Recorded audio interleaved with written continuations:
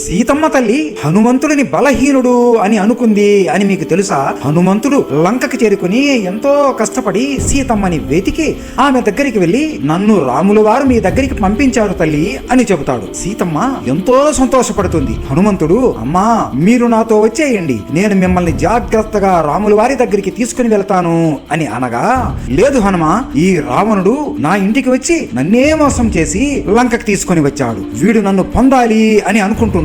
నా రాముడు వచ్చి వీడిని హతమార్చే వరకు ఈ అశోకవనం నుండి ఒక్క అడుగు కూడా బయటికి వేయను.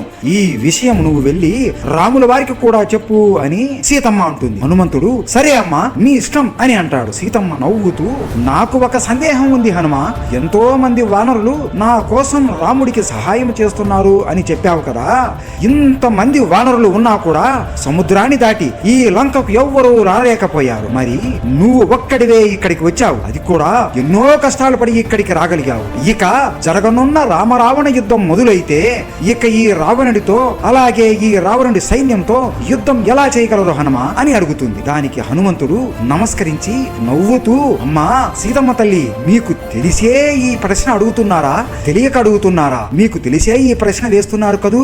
సాధారణంగా అంతఃపుర స్త్రీల దగ్గరికి పంపించేటప్పుడు రాజు తన దగ్గర ఉన్న వాళ్ళలో అందరికన్నా తక్కువ బలం ఉన్నవాడినే పంపిస్తాడు. మా రాజు సుగ్రీవుడి దగ్గర అందరికన్నా తక్కువ బలం ఉన్నవాడిని నేనే తల్లి, ఉన్న కోట్ల వానరులలో నేనే తక్కువ బలవంతుడిని తల్లి, అందుకే నన్ను పంపించాడు. సుగ్రీవుడి దగ్గర ఉన్న వానరులు ఎవరైనా నా బలం కన్నా 100,000 రెట్లు ఎక్కువ బలవంతులు. నాకన్నా తక్కువ బలం ఉన్న వాళ్ళు సుగ్రీవుడి దగ్గర ఎవరూ లేరు అమ్మా.